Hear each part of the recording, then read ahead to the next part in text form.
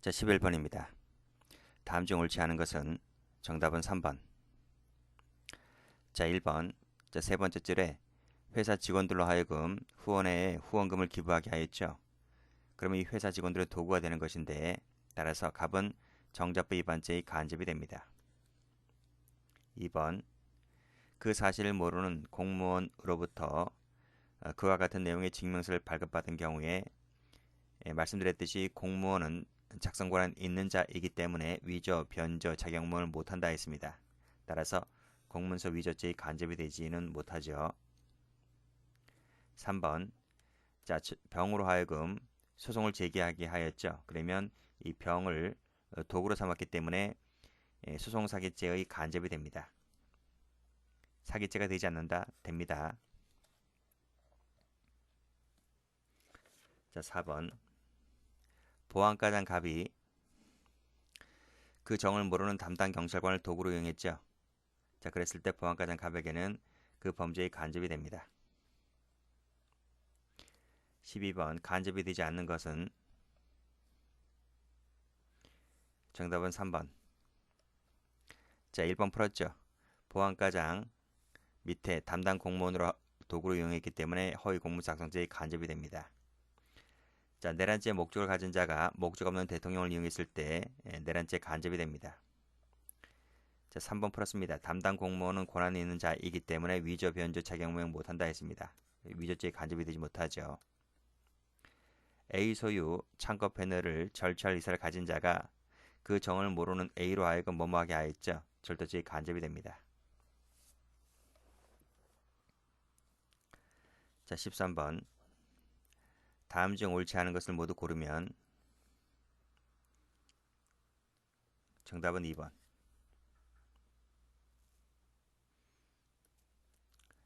자, 1번. 부정수표 단속법상의 허위신고죄는 자수범이라고 했어요. 그래서 간접이 될 수 없죠. 2번. 감금죄는 간접정보 형태로 가능하죠. 자, 그래서 검사를 도구로 이용하였을 때 직권남용 감금죄의 간접이 됩니다. 틀렸습니다. 정을 모르는 그 사정을 모르는 병으로 하여금 소송을 제기하게 하였죠. 그러면 소송사기죄의 간접이 됩니다. 자, 변조죄도 간접이 형태로도 행하여질 수 있죠. 자, 간접정범으로 공소 제기된 사실에 대하여 유죄를 인정하면서도 공동정범에 해당한다고 하여 형법 제30조를 적용한 경우에 판결에 위법이 없죠. 형량이 같으니까요. 이것도 정범이고 이것도 정범이잖아요. 그러니까 법조문을 잘못 적시했다 할지라도 판결 결과에는 그다지 위법이 없다. 자, 14번. 간접이 되는 것은 모두 몇 개인가? 정답은 4번. 1번. 판사와 검사를 도구로 이용했죠. 간접이 됩니다. 담당 공무원은 안 된다고 했어요. 권한 있는 자이기 때문에 위조 변조 못합니다. 3번. 정을 모르는 상사를 도구로 이용했죠. 간접이 됩니다. 4번. 종중원들에게 이러이러한 제대로 알려주지 아니한 채 도장을 찍게 했죠. 그랬을 때 종중원들을 도구로 이용했기 때문에 위조죄의 간접이 됩니다. 정을 인식하지 못하는 제3자를 도구로 이용했기 때문에 소송사기죄의 간접이 됩니다. 15번. 옳지 않은 것은 문제 섞어놨죠.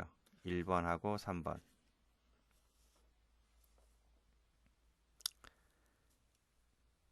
자, 1번. 처벌되지 아니하는 자를 도구로 이용할 수 있죠. 그래서 의뢰 행위를 이용하여 자신의 범죄를 실행하였다고 할 때 간접이 될 수 있습니다. 틀렸네요. 아닌 자가 면장의 면장의 확인증을 발급받더라도 간접이 되지는 않는다. 왜요? 신분 없는 자가 도구로 이용했기 때문에. 신분 없는 자는 정범 적격이 없잖아요. 정범 적격이 없기 때문에 간접으로도 범할 수가 없는 겁니다. 4번. 정을 인식하지 못하는 타인을 도구로 이용했죠. 간접이 될 수 있습니다. 틀렸네요. 범위 없는 자에게 의뢰하여 못마게 하였을 때 간접이 될 수 있죠. 자, 16번. 간접이 되는 것은 모두 몇 개인가? 정답 2번. 위증죄는 자수범이기 때문에 간접이 될 수 없어요. 이것도 마찬가지고요. 이 두 가지는 자수범입니다.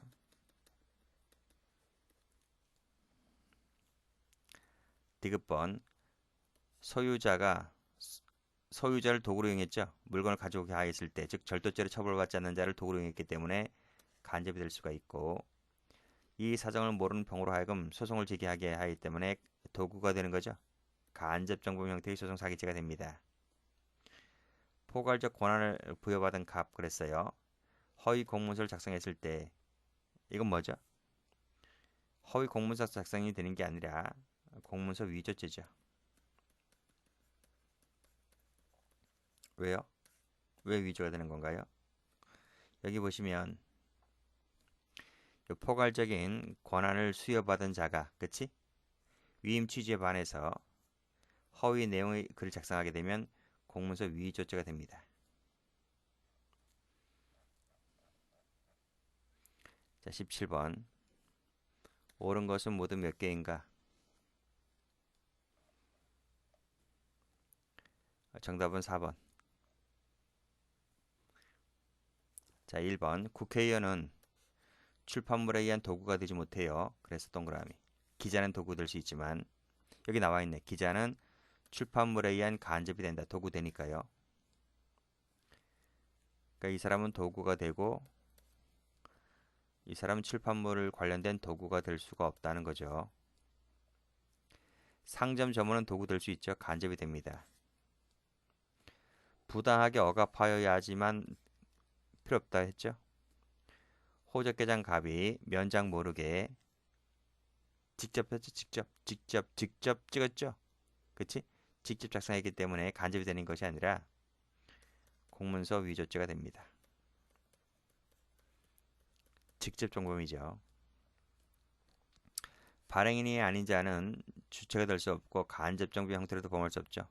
이것은 자수범이기 때문에 그래요.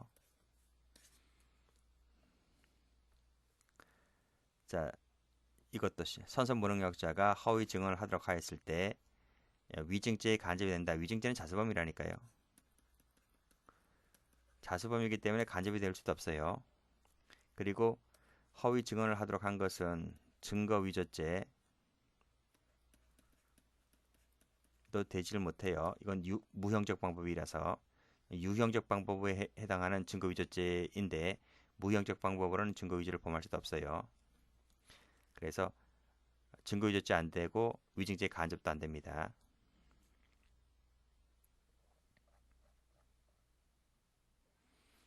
(18번) 간접이 될 수 없는 것은 정답은 2번. 자, 발행인이 아닌 자, 자수범이라고 했죠? X.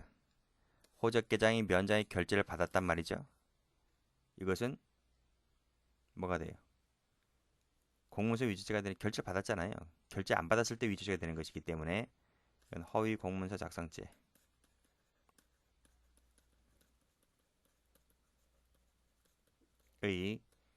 간접이 되죠.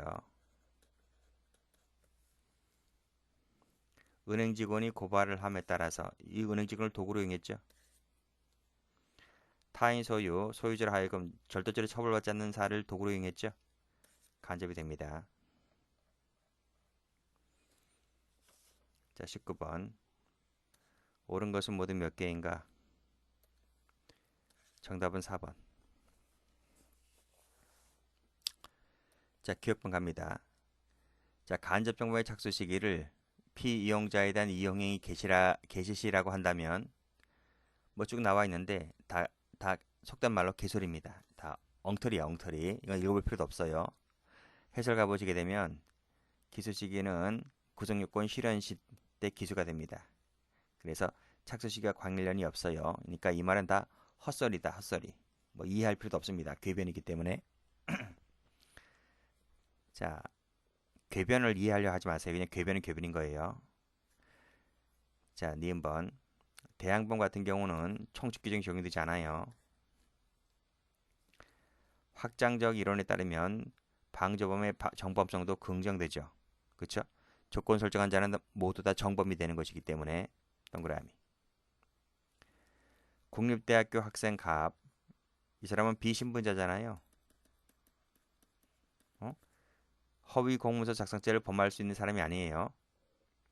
그래, 그래서 이 사람은 그 범죄의 간접도 될 수가 없다는 거죠. 동그라미.